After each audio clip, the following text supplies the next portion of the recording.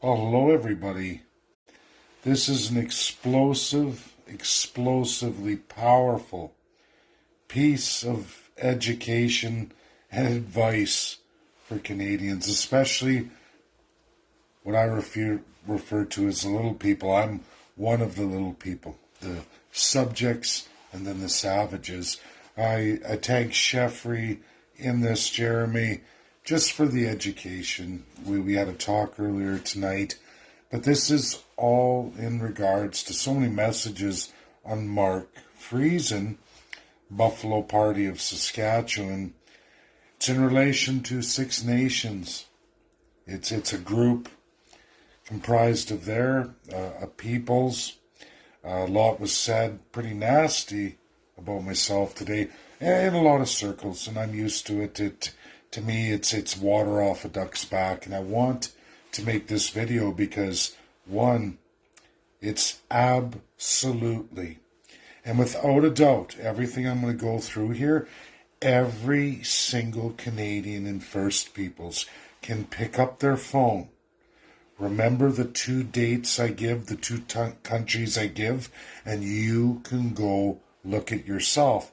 What's even better than what happened to me with Six Nations folks, what happened to me with freedom groups and even political parties, one in Saskatchewan, and of course, the party I founded and ran in the 2019 election, how far from the legal path everybody's falling. And they don't give two shits about any of you, the little people. And I'm going to go through in great detail about every issue I'm talking about. We're going to start with the world. And this is absolute truth. You can't deny it in the two countries we're going to go through, not hundreds of years ago, not decades ago, just in the last decade and a half. One, not even 2 decades old. Every Canadian, at least in 2 cities, should be very familiar with one of the countries and what happened on the international stage and what happened with that country and its citizens right here in Canada. If you don't know, there is a community of those people close, at least in Alberta and Ontario. I'm sure they're widespread all over. People will know this group of people. You can go talk to them. And all of those folks who are Canadian citizens now will tell you the truth of this story, and will also, you'll be able to look up on your phone and find the validity of it. Second, the other country, how long ago? Just coming on 7 years ago. It was huge, explosive news. A lot of people forget about it. I'm pleased to say, in Texas, I'm already in a forum with one of the doctorates and crafters of a country that did elect, in majority, a party for independence. We're going to go through their stories, but I want to first acknowledge one group out of Six Nations. And I want to say something. There's been some accusations made about how I'm going forward and what I've presented to First Peoples across Canada that we've delved into on residential school genocide, that I have some ulterior motive. I'm going to be very clear because we're going to go through all of international law binding by the 5 most powerful nations in the world since World War II, and they've remained that way all the way through till today. Anyone trying to discredit that or somehow narrate that's not true, it is you who's not true. You need to read the UN Charter 1945, and before anyone says that United States, Russia, UK, France, and China don't mean diddly-do, I'm sorry, but just our country, Canada, all of your value and supply chains are operated by those countries. Go look at your top trading partners. There's your 5 countries. There's your 5 countries right there. It is pathetic, besides our other colonial brother and sister countries designed exactly like us, held by one of the P5, still to this day. Those countries rule the world in several areas. One, first and foremost, since 1945, you know what we all went to war for, our ancestors fought and gave their lives for, many of which are no longer alive today, and those that are from World War II are extremely aged. They're at the end of the line. Now, folks, when we deal with human rights, we have to look at 2 things. First and foremost, who is in charge of global peace and security? That would be the United Nations Security Council, specifically the 5 victorious allies of World War II. If you don't know this already, you can pick up your phones and Google. They are absolutely all nuclear powers, nuclear armed countries with response to nuclear. They can launch nuclear, they can take any country on in nuclear, and they have vast militaries. In fact, those 5 countries alone hold over 50% of the military might in the world today. He or she who holds the might is right. I don't make this world. I'm just telling you what is real. You can all Google search and look this up. It's real, credible, absolutely verifiable, and there is no taking out the 5 victorious allies from World War II. There's no country that can do that unless they fight each other. You're not going to be able to do that. That's just the truth. They're in charge of peace and security. It's outlined in the UN Charter. It's the first mandate of the top organ of the UN. Highest authority of the UN. Everyone in the General Assembly, you are below them. Canada, you are below them. What you do on the international stage is derived from them and their binding world laws. Again, they're absolutely and entirely in charge of peace and security. They're in charge of issuing sanctions, embargoes, executions, military interventions, and full-on dismemberment and redesign of countries. Whether that's through force or whatever they have to do, they have the ultimate authority, together or individually, to do that. If you don't believe me, we have a living representation right now. Russia, Ukraine. No one can stop them. Now, USA puts up a valiant defense, but they don't interfere. They're not going to invade Russia. They're not going to go to war with Russia. It's a proxy war, but they don't cross the line. They'll use Ukraine to do it. It's been done many times between those countries. This isn't new in the world. You can go look since World War II. It's always happened. There's something else those 5 countries are in charge of, folks. All of our human rights. All of them. All of them. Because it took all of them to bind them. There's not just one law of human rights. The Declaration of Human Rights, 1948. There are 9 levels, 9 tiers of laws they've crafted, decade after decade, decade after decade. Together, separately, they've ratified them. They've had them put into practice. And we can go through our 6 organs of the UN, all the way down to the lowest organ of the UN, the General Assembly, where we find Canada in. Folks, Any declarations of independence found before 1945 are no longer legal today by way of the victorious allies of World War II. There are no legal declarations of independence. There aren't. You won't find any. People make declarations, they have military might, but ultimately, if you don't follow the P5 system, you don't get country status, you don't get recognized as a nation, and no one in the world is allowed to recognize you. Now you can say, oh, but we'll do that. But if they say no, it's no. They will sanction you, embargo you. If you want to know about the worst nations in the world, there's 215 constitutions in the world today.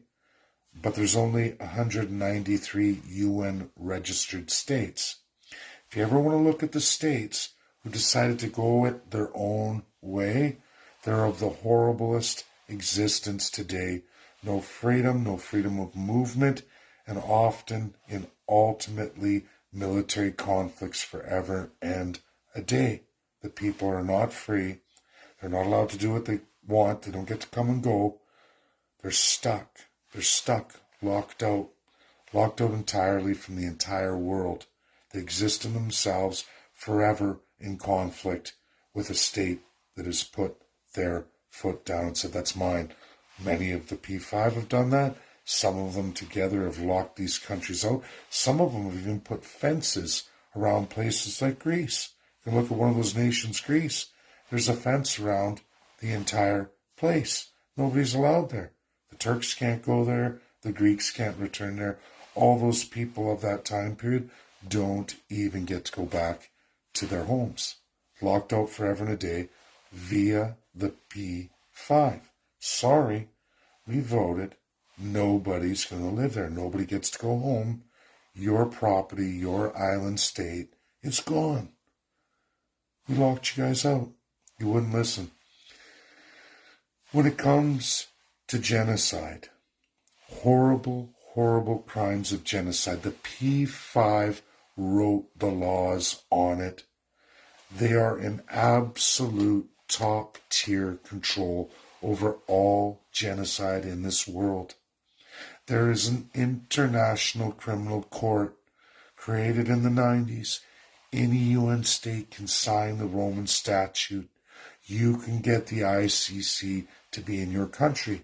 In fact, you can pick up your phones and Google, Ukraine's doing it right now. Yeah, Ukraine's got an ICC, and they're going to investigate Russia genocide. You're going to watch as Russia vetoes that and throws away the decision. Because I'm going to explain something to you all about the ICC. Great court, greatest concept construction ever made, except for one fact. If you take your genocide to that court, you incorporate one of the P5 as it's their court. The court isn't above the P5. The court is below the P5. It's their court. And they have the veto. And if you take your veto and you try to challenge them with their veto and you say, I have a genocide with your name on it, they will not only sanction the whole court, they'll fire the prosecutors and the president if they don't just lock them away in sanctions, lock them out of their bank accounts, and ruin their life. If you ever want to see the history of this, Fatou, the last president of the ICC, decided to take the USA to court on its actions in the Middle East, and Donald Trump had her sanctioned and destroyed. We had to get a new president and a new prosecutor. Just like that. You don't mess with the P5. Why I say this with First Nations? You report the crime of genocide to all the P5. That's what we're training First Nations chiefs to do. I support the ICC. I took a course in the ICC, but I know as all my letters to the P5 state and any First Nations we've worked with, we don't focus on pre-1952. We never take the UK to task. The crime of residential school genocide is focused on Canada and Canada's politicians, not the Anglican Church, which is what? The Church of England, not the Catholic Church, because it's not in the UN. It's the Vatican City, a non-UN entity. If you take the crime and you get the ICC to go through and they say, bodies found pre-1945, pre-UN, what are we talking about? League of Nations. UK will whip out its veto and say, we veto the whole fucking works. You're game over. You're game over. You go after the Anglican Church, game over. Go after the Catholic Church. You're probably going to have USA and UK join together and veto you. This is reality. The court is not above the P5. It's the court of the P5 who can only give recommendations to the P5. And if you show up on their doorstep going, we're going to show you what UK did and we're opening a case and we're going against the Anglican Church or we're going against the Catholic Church, the Pope and the rest of it, you're gone. You've lost everything. There will be no justice for you. And guess where it goes back to? The Canadian government, who's responsible for the genocide, largest and largely on all of you. Now, if you don't present UK and you don't present Anglicans or any of the other church groups, because they're there, they're guilty, but it's church under state. The government was responsible. The legislators and the parliamentarians made it happen. You'll see it through the Indian Act or just the provinces themselves. This is what you have to focus on for real justice. If you fuck around and you go with the ICC and you get them to start tabling the church groups, the UK, the former British Empire, it's game over. They're just going to veto you. Catholic Church, USA is going to veto you. If you don't believe me, I suggest you look at Palestine and Israel and the history of USA as a P5 member. Just go challenge them on their religion. Test it for yourself. It will cost you absolutely any ability whatsoever to see any real justice. That's just for the First Peoples. And I've listed one of the groups in Six Nations. They decided to list me, so I'm going to list you. Everything I've just told you is absolutely easily picked up on your phone and Google searched. If you want to know the history, just look at South Africa and many other nations. People like to go, this person should be doing this. We don't do investigations. We don't organize searches. We don't organize First Peoples at all. We take the crime as it's logged from the Truth and Reconciliation, each and every band. Painstakingly, we go through all of it with First Peoples. We go to those chiefs and we say, listen, this is what happened in yours. This is who you need to tell. All five of them. All five of them, because you can't risk a veto. We also teach them to focus post-52. We teach them to focus away from the UK. We teach them to focus away from the churches, because it's church under state anyway. Ultimately, who drafted the legislation? Who committed the crime? Your Canadian politicians did. Much long after World War II. I am sorry we can't fix the world. I'm sorry the world runs this way. I'm sorry there's countries in this world that have tremendous power and absolute authority. But you don't mess with that authority. You will never win. When I say never, there is not one case since 1945 in the inception of the UN of anyone defeating any of those five countries when it comes to genocide and throwing that in their face. You will never defeat them. But you'll see a rich history of all the other UN states who commit atrocities and the gains the people get, including absolute fixing of a country, imposed constitution, full democracy, full freedom, land back. I give you South Africa, exactly the same design, the same colonial world as Canada. Go read the UNSC's complete history. UK locked them out. Nelson Mandela rotted in jail for nearly 30 years. Why? Because they pissed around with UK. It took USA, Russia, and China. And by the way, Russia and China led the whole investigation all the way through. Anyone can Google this. You can read all the resolutions from 1958 all the way up to the destruction of South Africa as it used to be known, apartheid constitutional monarchy, South Africa.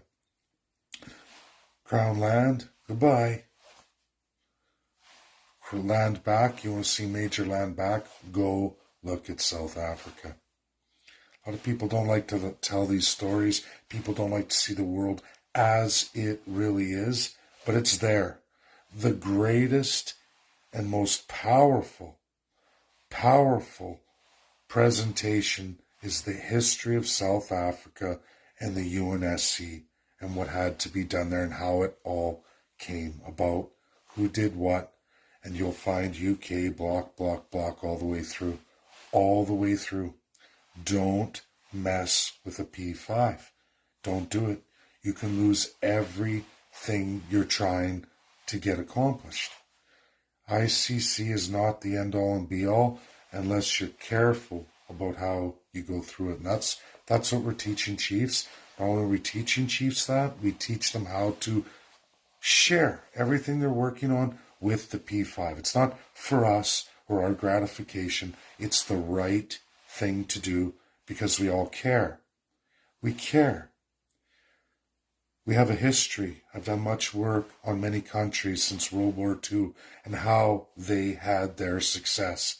And you won't find success if you violate the P5. Again, that court is under them. That court recommends to them. And at the end of the day, if any one of the five don't like the recommendations or the investigation, veto, and it's all gone. And then guess what happens to the First Peoples? Turn around, go back to Canada's government who did all this to you, and go seek your justice. What do you think is going to happen with your justice then? I don't know. Look at the last 150 years. Doesn't look very good at all. That's it. That's it. That's my portion for First Peoples and those who question what we're doing here. Second now, Mark Friesen, Buffalo Party of Saskatchewan. IPA, the Independence Party of Alberta. Bob, I tagged you in this. You guys are about to release a declaration. I called some people that are all in with the Freedom Convoy and protest, and I want to share some light on international law, and it's not because I'm an asshole. I hold a hard line, and I have to do that on purpose because the world isn't under my control. My job as a leader is to always be honest with all Canadians, to always put you first, serve, not for my own needs, not for my own gratifications. Doesn't matter how many followers I lose. I think people can agree who's stuck with me. I have no problem towing the line, ending it all, and shutting down the propaganda and bullshit. Tonight, Mark, the IPA of Saskatchewan, the Buffalo Saskatchewan Party, they were going to come out with a declaration. Well, we're going to look at what declarations mean in real time on two real countries, two of which I'm about to go see in Texas.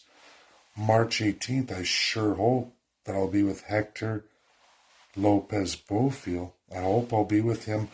He's already emailed me, reached out. We're both at the convention. I'm going to have time with him, and I hope he'll give me an interview for all freedom fighters, for Mark and the Buffalo Party, for my former party, the Legal Path to Independence, which is strayed far, far from that. declarations. Now, Hector's from Catalan, folks. He was instrumental in Catalan independence. Now, to put this in perspective, in the years of 2011 to 2017, they won a majority government. They elected a prime minister. They had a full cast of elected parliamentarians, folks. They've got majority. They've got government. They got elected on independence from Spain platform. Do you know what they did? They did a declaration of independence where not the whole country, region got to vote. They did a declaration of independence and not everyone got to vote. Unilaterally is what they did in-house. And do you know what happened, folks? This is 2017, if you don't remember. The Spanish military mobilized, shut down all the airports, stormed the parliament, and arrested the party members. Removed the president, I think it said prime minister earlier, removed the president, absolutely arrested the parliament, 9 of which were convicted for sedition and got 13 years. These are elected members of a parliament whom were voted in majority, but decided to make a unilateral declaration of independence. They went to prison, and do you know what the entire international community did? Now, I want everybody on their phones right now for this. Do you know, including the United States of America and every other country in the world, do you know who they backed in international law? Spain. Spain. Because they didn't do a legal path to independence. They were shot down. Mark, what was the declaration you guys are going to do in IPA and you guys are going to convoy march across Canada? Let me tell you what's going to happen. In any declaration you guys may or may not post, because I see it's removed now, is rubber bullets and tear gas. And do you know what the rest of the world's going to do, including the United States of America? They're going to clap. That was the wise thing to do. Because again, it goes to peace and security and international law by the P5, including the United States of America. Including the United States of America. Do you know a country that did the legal path to independence? Do you know who did that just recently in our time? And if you're Canadian and you ever want to know, go to a Sudanese community in your area. There's a huge one in North Edmonton.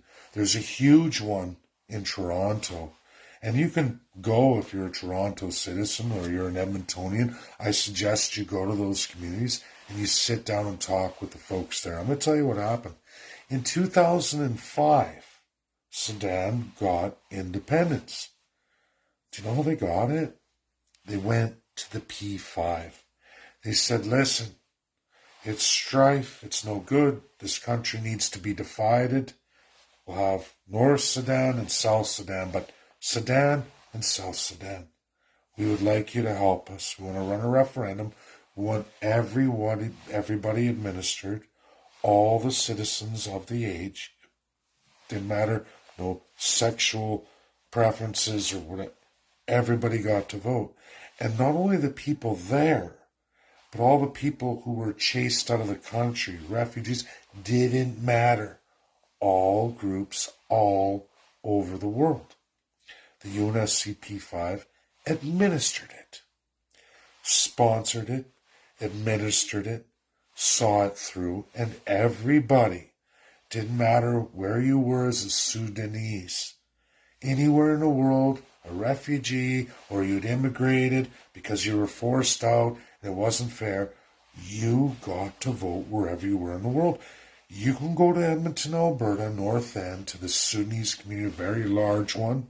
Yes, at the time it was a lot of refugees who later became citizens. You can go to Toronto, you can meet the Sudanese community. There are lots who'll tell you what happened. And yes, there was a screen and there was a voting box, and they all got to vote in Canada, in Toronto and Edmonton. It's happened all over the world. All those displaced Sudanese got to vote. You know what happened? The referendum passed. Today, South Sudan, South Sudan, it passed in majority. Everyone agreed. They became a legal UN state. And in the law of the UN, you get your nation, your sovereignty, your sovereign respect, your border respect. Now, they have all kinds of problems. They have all kinds of problems today. It's not the greatest, but at least they're not fighting each other. It's civil strife internally. And why is that? Because they didn't do constitutionalism. Mark, Freedom Convoy protesters, many people from different parties. They call it right, they call it left. The truth is, Canadians, you have no provincial constitutions. When you talk independence or we want to be free of the federal government, we want this, forever and a day, simple as that. Every expert, the ones I'm going to in Texas, you're all going to see me. I'm going to try and do a couple interviews. I'm going to be very limited on the interviews I want to do because I have my marketing for our party to do too. People will see that this is real credible. I'm with the greatest legal minds in the entire world. Passed by the United States of America. I just shared with you some serious truth, explosive truth that nobody can deny. You can all get on your phone and it's real, credible, verifiable. But folks, I'm going there. You're going to hear from these people. You're going to be able to look them up and you're going to go, holy crap, that is the real deal. That is the expert in this field from that country, best in the world, or near, living today.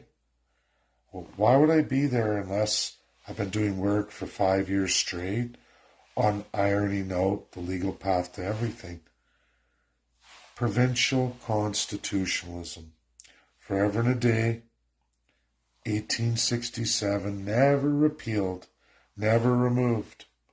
All these parties, Alberta Independence, Buffalo Party, we can go on and on, UCP, NDP, all the provincial parties, Saskatchewan Party, Scott Moe, we can go on and on all across Canada. Everybody's got a party. A lot of federal parties, and then all those parties, none of them will tell you the truth. That since 1867, never repealed, never removed. Part 5, Roman numerals, folks. Section 58, you open it up. Provincial constitutions. Ooh, Lieutenant Governor, the provincial crown. Premier and legislature host constitutional conventions in every community of a province. Open the relevant sections that are the powers of a province. Never, not one single province or territory has any premier ever done this. I just did a massive presentation on my birthday, February 16th, just last year. Same date as the promised Liberal gun grab, my birthday. Why? Because I went to the property rights panel for UCP. I gave a tremendous presentation on the truth of it, telling everybody, listen, property rights are massive. You go to the United States, each and every one of the 50 states codifies provincial property rights because it's their division of powers too. And 70% of state constitutions are property rights and water rights. 70%, upwards of 70%. Massive articles on it, massive. Never mind all the rest. The state constitutions are much, much larger than the federal constitution of the United States. Much, much larger. Some are 650 pages. Work in progress all the time. And we have not one page in Alberta or any other province. What you have is what was imposed since 1867 called the Executive Powers Act, which substitutes for a provincial constitution. It says the ultimate executive power of the Crown. Lieutenant Governor, sworn to Governor General, who's appointed and sworn to Prime Minister, who's really the King of Canada. We know what happened in Westminster.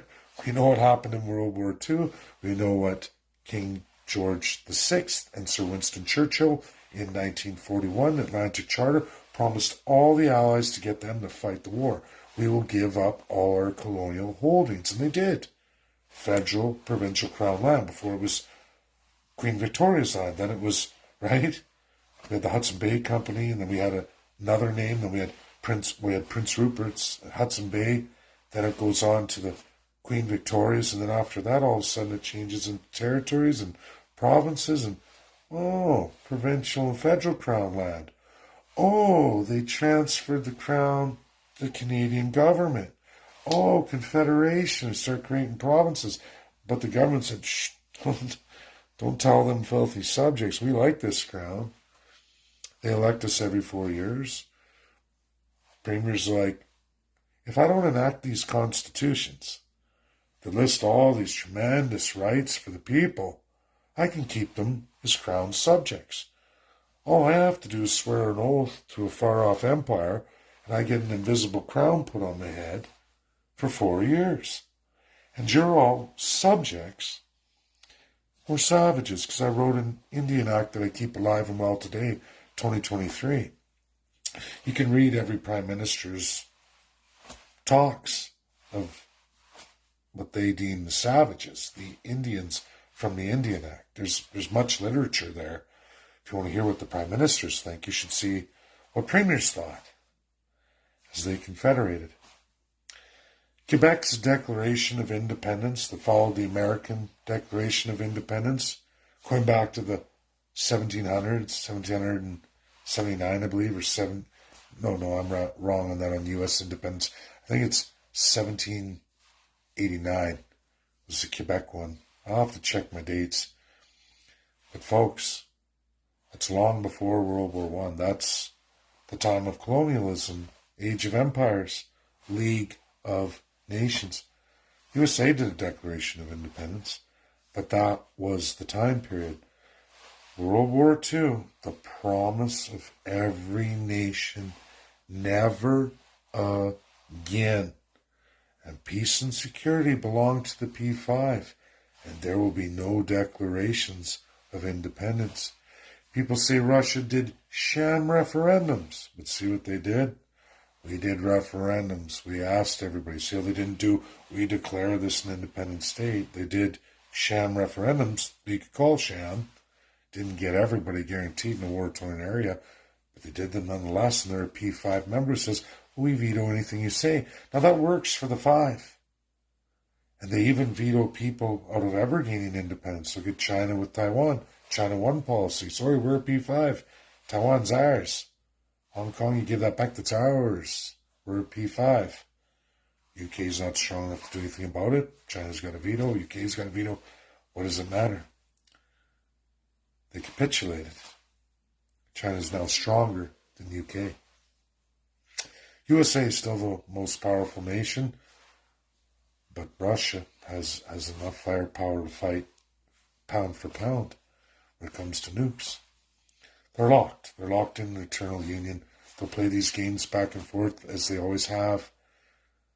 They run the show. They run the world. And anyone who falls for the propaganda which they love to give us, the subjects and savages, anyone who falls for it, dismisses them, anyone who thinks it's wise to do a declaration and run it across Canada in some kind of January 6th, it's you, the little people, who lose your lives. I'm going to share something with you. When we were in COVID lockdown, a lot of people give me a lot of shit. They say, oh, you took the vaccines, you were a cuckold, you were weak, you did this, you got vaccinated. I did that to get across the country because I'm not a divine elite. I never swore any allegiance. I don't have a big law degree. I'm not a doctor. I don't equate to first class. I'm a welder by trade. I mean, I have a degree in business. I majored in economics at a lower institution, but I weld. I'm a third-class citizen. What happens to us when it comes to law? What happened to Maxime Bernier, unvaccinated, as he flew all over Canada, jumping around, playing the game, everybody cheering him on. What happened to him? Did he join those convoy people who went to jail, had their banks seized, all the donations taken? No, he didn't. He's Maxime Bernier, lifetime Crown sworn Privy Council member. At one point, breaching all the health restrictions, he got told, you gotta get on a first-class airplane and fly your little tushy out of here, Maxime. Bad boy. That's all he got. Small fines, whatever. Does it matter to him and his wealth? He's getting a liberal check every month as a lifetime Privy Council member for $5,055. That's not retirement. That's Privy Council check.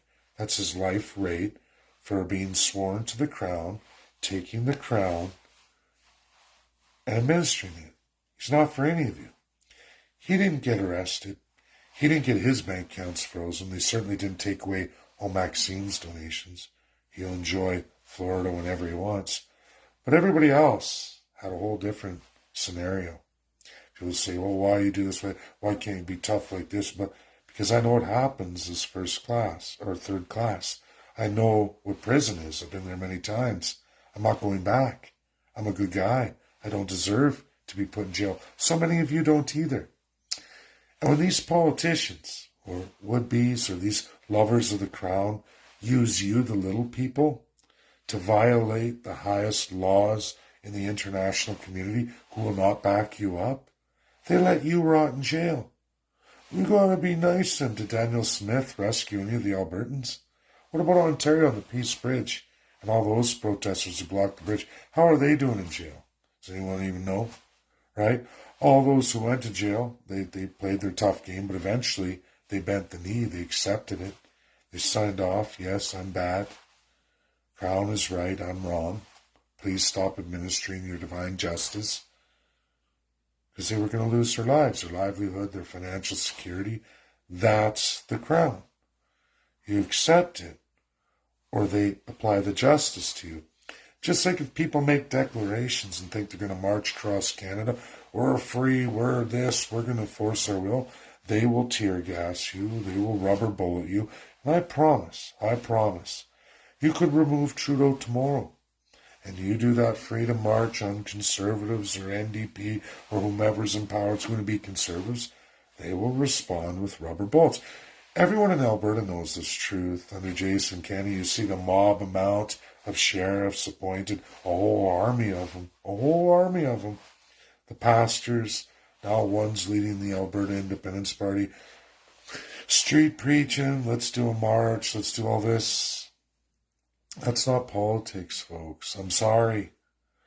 If somebody truly cared about you in the political narrative, they will have your back. They will tell you these truths. They will care about your welfare at the expense of theirs. It's called being in service. It's called being a true leader. And people can believe what they want. I can't change people. I can only tell you the way the world works and operate in that system imposed on me as well as it is you, and try to navigate it. Try to teach you how to navigate it too. Don't get caught in declarations and mass actions on the state. Treason, sedition, the whole world will go against you. If you don't believe me, again, 2017, Catalan, in just a matter of 10 days, you're going to see me with that great expert who is instrumental in all that. And I hope to get an interview from him. I'm going to try. He has a presentation to do there, but I think there'll be time for dinner and lunch. And I hope I can get a half-hour interview out of him. I know he wants to meet me. I want to meet him. But folks, they won the government in majority. They made a declaration of independence and the Spanish army moved in, arrested them all, locked their bank accounts, threw away the key, sedition, treason. Go look at it. I can't make it up. It's there for all of you. There's a right way and a wrong way. And those who profess to be politicians, who hold parties they didn't create or got through dubious circumstances, who didn't do the work, who don't go out into the world and learn the world as it really is. Don't learn the political system but are going to play street preacher politician.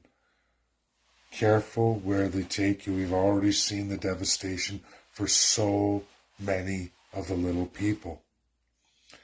I don't do the things and say the things I say to be mean or to put people down, and maybe sometimes I don't say it right, but it's to protect people. It's to protect people from going down the rabbit hole that you can't come out of.